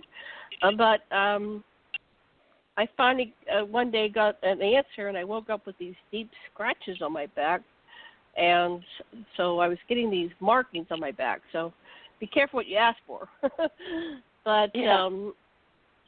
They were giving me proof, the physical markings, and then the one was observed by my husband, who was a total atheist, agnostic. He was a non-believer on any level, including religion, and so he was like, "What is going on? Why do you have these markings on your back?" So when I went to Johnson Atoll, I finally got to see the extraterrestrials, and they showed me large groups of them, not just one at a time. But I think, going back to what TJ said, is that you're going to see them when you're able to see them. if you're going to drop over dead, they're not going to let you see them because we're too important for them. They've invested too much in us, and they protect us. They really honor us. Some people cannot take, looking one-on-one at an extraterrestrial. And so the stories like from Montauk, they said that, the guards would drop over dead when they saw like a reptilian walking down the hall with a human. So they had to somehow get their people used to seeing extraterrestrials without literally dropping over dead. So I've done a lot of training. I don't know much of Karen's story. Maybe you want to share. It's your turn next. Who are you, Karen? What are your ET contacts? And with that, I'm going to pass talking to Karen. Well, my training, I went to a Methodist university, Texas Wesleyan University, and then I went on to school after that in California with my clinical hypnotherapy, and then I went out to, and they're having fun with all these chimes, aren't they? Yeah, keep going. That was my timer. All over. But that's okay. But it's being manifested by others, I think. So also too, and I went to Canada and studied this family of origin thing for months, and then after that. But all through this, I have felt like I was guided by a curiosity of space and ET. In fact, I had somebody call me. Now, I have no idea if this was a prank call or anything. It sounded very strange. Just a couple of 2 or 3 weeks ago on my base phone, and they said, this isn't somebody, it was a man. He said, this is NASA. Can you please call this number? And that was strange. I never did. So I don't know why I never did, but I didn't do it. So that was interesting. And but I have had this ever since, I guess I was picked to go to the Withville situation. Man, they're really pink in here. And to interview those coal miners. But before that, I have always been attracted to it and always felt one near me. Now, the ones that I feel close to me are the Pleiadians. And I have had various togetherness with the Lyrians, the Pleiadians, the Arcturians, and whatever their names are. They're Paul Hellyer said there are 57 known races. And he got up and said that at the Senate in disclosure of May 2013. And he's the Minister of Defense of Canada, or was. He's brilliant. So I just felt like with all these coincidences, which is not a word, or synchronicities, with my having met Paula the way I did and StarWorks USA, and how I had the history, I've told this before, of not going down there when they had the Stephenville lights. Robert didn't want me to get mixed up with my business, mixed in with that, because he didn't think that people would ever accept it, and he was right. And so then he told me, he said, he said, I believe in this. He said, if you're supposed to go to the mountain will come to you. And it did. And so that's when I started with StarWorks USA, Paula Harris. And when she had her first one was in Glen Rose. We all met there with Carol Rosin, Lynn Katai, and others, and started it. And we never realized why it was in Glen Rose and when it should have been in Stephenville because it was near there. But nevertheless, all these things are synchronistic, and they brought us all together. Like you and Sasha at the symposium, I met you all several years ago, Janet, and I've never met TJ, but I feel like I know you. So we're all saying the same thing. And I know that Robert used to ask me, he said, when we go and meet these people, I think it's very interesting that you all speak the same way and you all know all the same people and you've never met them. And I said, yeah, it is, isn't it? He said, there are so many ways to tell that this is truth. by all these happenings, and there are. It's just, everybody knows it. It's like Preston Nichols, Now, how did he know me? Because I wasn't really officially in the UFO arena in 1995, 1994, when I think TJ was having some happenings in 93 and 94. I was working with Dr. Bormy in our clinic, and so I found it and watched it, and it was about, it was about the underground part of Montauk and the military base that they said was closed down, and they traced all the electricity where they found out that there was a lot going on way down under. And I saw this video he sent me. It was back then, what did they call them, video or VHS or whatever. And I was kind of ignorant in a way, kind of not developed intellectually about this. And I kind of got scared of it. And I closed it up and put it back in a drawer. And because it came with a little sticky pad on there saying, "Enjoy, Karen." And I thought, how does he know me? And I still to this day don't know. Now I know more because of I'm learning on how all this operates, from military to ET, but most of it I think is driven by our friends. I really do. So that's all I can say for right now. That you have. Okay. Oh, let's see. You're out of time. Back to you, TJ. Are you there? Okay, I had to get off. Mute? Yeah, I had to get off of mute. Okay. Okay, well, ahead, 93, the Philadelphia experiment. Preston Nichols and Peter Moon. Peter Moon, that's Vince's name, but I don't know if Vince goes by Peter Moon. And he had the series Montauk Project with Sky Books. And somehow or another, the government, that 93, 94, when I was in Hawaii, that's when I met Janet. And I was with Dr. Lars Sturgis, and I was sent to Maui, Hawaii, to talk to Dr. Lessin. So our story the plot thickens with Karen, because she found her way to Karen and to Janet and Dr. Lessin, as did I. But I thought my connection through Janet was through I didn't know it was through Montauk and Preston Nichols and Peter Moon, because she came to me later about Stargate to the Cosmos. And I want people to know that there's nothing similar to having an event called anything to do with Stargate or Heaven's Gate. But I saw on Dateline recently, I wanted to mention that we're not trying to create anything like a following like Heaven's Gate of those people that did what they did with 39 people, but that puts the fear in you, because you're trying to do this. But this is supposed to be like how we use our words. And I know that Preston knew I was interested because I was an investigator, but I was in Hawaii.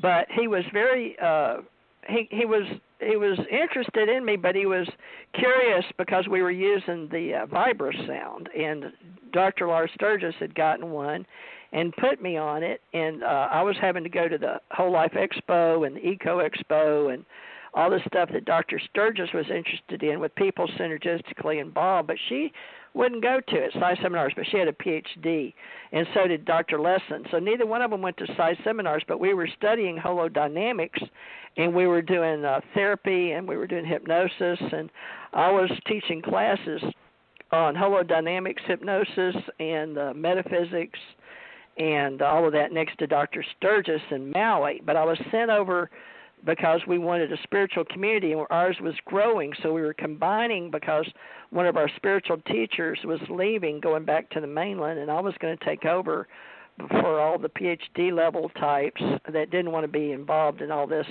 at a certain psychic level or do this, because they didn't do psychic work, but they treated people or were therapy people like Dr. Lessin and Dr. Sturgis. But Nichols, we had a deal to do with going off planet in our minds, where we would go back into the inner circle and the Stargate, and that's what the government was involved in, because we were all meeting together. And Janet can talk about her table tapping, or this guy was doing impersonations and channeling, and I was channeling, but my channeled Ascension Age and channeled the book that I wanted Janet helped her for the Ascension Age, because the ETs gave me a symbol that came down with a lightning like Thor and split a tree. And I was telling people all this, but I hadn't written books to talk about all this wacky stuff, and I didn't know it was New Age stuff. So I was reading all I could, and I was working at the bookstores as a psychic, and it got all confused because there was people with the Montauk, and there was people with Stuart Anderson with time travel, and Andrew Bashago with the Pegasus community trying to say that we do this anyway with our minds, and he was trying to give it words like you travel in your mind, and I think Andy was a smart attorney, but no, that got him credibility. So all these names were coming up in my life, but I didn't know how to put them together. I still don't, because it's such a wacky story about time travel and using your mind to talk with ESP and an extraterrestrial level of us, and yet we call it spirituality, but we call it out-of-body near-death experiences, and we call it channeling, and we call it being in touch with ETs. And then I had the exposure to the real physical reality underground and in uniform, and working with people, like what was it, Clifford Stone. So Clifford Stone was involved, and I have so many names that I didn't know. I've never met them, but it's like Karen said, or her husband. She didn't know that Dolores Cannon was part of this, and she was in the Air Force, and her husband, and she learned her own technique by helping people.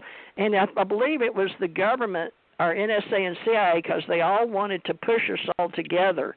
I believe that some form of government keeps up with anybody dealing with metaphysics, psychics, ESP, all those people, and Stanford Institute. And we were the volunteers, or just curious people that had experiences, but they didn't want to have to pay us all, but they also didn't want us to all wake up. At that time, they were trying to keep us all apart. So I was trying to bring us all together. And I think that's how the warp of aliens and time travel, wormholes, and all that got put together, because the government wanted to keep it secret. That's why we have all those disclosures and those non-compete and patents and people that work, because the government keeps their scientists and engineers and the universities all for themselves. So the governments can own all the money and the control. So it has to do with greed, power, and control on one level, and the ETs know that. But they also are trying to advance the entire human race. So I believe the Roswell story had to do with advancing all of us to the higher levels, that we exist in multi-dimensions and realms that we're not even aware of yet, because we're living in, the Matrix came out, 89 or 92, didn't it? So the Matrix became a part of this, as did, they were waking up the science world to compete with the religion world to keep us all at odds, which worked for a while. Well, TJ, we're running out of time. So I think it's finally opening up. Final round. Can I ask one question? Yeah, you're on time. Before?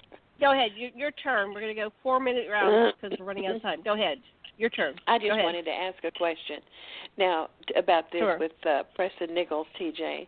So I just want to know quick, how did Preston Nichols know of you? Did you run the into vibration, vibrasound. Is it did he seek you out, or did you meet him at a holistic? He was working with Al Bielek and that Cameron guy. He was working with two other men plus Vince. Mm-hmm. Duncan Cameron. Yeah. Right. So Duncan had ESP. Karen was on the list. Because how did he know about me? You're on the list. Excuse me. I was on a list? You're on the list. Yeah, you're on a list as a point of contact, because all of us ESP people are on a list. Well, see, I thought I was, because when I gathered these two friends to go out to Garland to check out this event, I mean, I had a drive inside of me to do this, and so did these other people. And we had a force within our solar plexus region that we had to go out there and see what Allende had left. And so we were brave enough and silly enough to do it, and then we just kept getting in touch, and that's when I talked to the lady in Arizona named Beth. I wish I could have remembered her name, and she told me about David Childress, and she told me about Al Bielek. And then I realized that Paula had known these people, and that you had been together or known or had been sought out by President Nickell. So I think this is just amazing. Now, this is a definite confirmation on some end, and this is E.T. I do believe this. Well, we did a show with Preston, didn't we, TJ? TJ, didn't we do a show with Preston? Was that me and you? Yeah, you and I. Shows? Yeah, you and I. Mm-hmm. It's on here somewhere, but we didn't have a very good show with him because he was wanting to talk to me different than the show, and he'd get mad at me because I was supposed to be working with Stuart Anderson, and I was on social paranormal domain with Stuart Anderson. You mean Preston anyway, Nichols? I think he. Well, I just want to say we're talking about Preston Nichols. I just want to say one thing. Also, inside this video, he sent a picture of his house where everything from floor to ceiling were computers, and he was in that room. Yeah, those were and he like said this is what he sees to watch the world. They were what were they called? There were equipment with handles on the side, but they were like radio transceivers. He collected them. And it was old equipment like we used as radio transceivers. So he was really big into all that stuff. Right. And he wanted me to see that. Oh, that. yeah, he had all kind of equipment. Uh-huh. Yeah. The government had that. And when I worked for U.S. Express, we could see on the interstate from all the computers on the pictures, videos of people driving and stuff. And then they taught us about the satellites. So we had that in the 80s and 90s, but the government didn't let people know we all had it before we had the, David Gates and Apple. I don't know because I haven't done a research on how that works. But I did write a few books with the stuff I did know and names, but that's all changed now because I'm smarter. But I haven't done a lot of research, but I feel dumber, too. I knew Peter, his name is Vince something. And he had written a book. It was a little paperback book. So so you knew Peter Moon. Well, Peter was. I didn't know him. He called me. He was very sweet to me. He called me on my birthday and talked to me, but I wondered why he was being so nice to me because he was a publisher like I was. I don't know. I think so. Peter Moon's still alive. Yeah, I talk to Peter about once a year, twice a year. Oh, really? We do a very long show with him. Yeah, he's wonderful. Well, that would be great. Interesting. He's like a nice guy. Was he friends with Preston Nichols? Oh, yeah. He wrote the book for him. Yeah, he published the book. Yeah. It was Al Bielek and Cameron. Wait, one person at a time. Let me just ask a question. Have you read any of the Montauk books? I recommend you get them. You can even get them used. But read the Montauk series. It's about 10 books. I recommend you read them. Did you read them? If you can't read them, I did. Yes, I did. I read them all. Wow. That's how I got interested. Wow. I met. I can't get you to read one of my books. Well, have you read any of my books? Reading phase. I don't really have except that one. I did read it. Yeah, I did read the one. But I met Al Bielek at a conference. Oh, God, we have a lot of feedback. I'm not sure what's going on. But there's something on your computer. Do you turn your speaker down on your computer? No, my speaker's off. Because it's always from your side. Turn your speaker down on your. Always turn it to 0 I don't even have the speaker on at all. I don't have the speaker on at all. Well, I think it's our little friends trying to be sweet. Well, maybe, maybe. It may even be something else over there. 90 Okay, we're running out of time. Well, we're out of time anyway, Janet. Yeah, we're out of time, so we'll try this again Janet, Friday. Should we go back and listen? Karen, I need you to send me some pictures of you so I can have them in my computer. Okay, I will, and same here. I couldn't find one because I don't have one to talk about you on my computer. Okay, well, I will, and send me some too. Okay. Oh, we're hearing this. If I can get out, I have a hard time getting out of somebody or something controls my stuff. But I got an open message today. It says, I'm looking at it right now. So I don't know how and why today, because all of a sudden everything would download all at once and go ping, ping, ping, ping, ping, ping, ping on my phone like they're backed up for 2 weeks. Well, I think but this came off of Karen Gresham Nickell on Facebook. Oh, so which I don't normally go to, and I'm cut off of Twitter. Some well, reason. I had sent you I don't know. a video of those little girls. Did you get that? Oh, is that what it was? That must be what it is. It's in the messenger. Because I've never. It says open message. The little, all right. Yeah, don't worry about that. Don't be afraid of that. You have to touch that, and the little girls will come up. And those are little okay. girls. Say goodbye. Aloha. We're going to be off the air. So much love and blessings, everybody. Thanks for joining us. So we'll be back next week or not? We will. We'll see you next week. Okay. See you. That's wonderful. Okay. All right. Well, thank you, ladies. We'll get there, I guess. All right. Yeah. Thank Aloha. you, everybody. Bye-bye. Appreciate it. Bye. Okay. I'll play some music.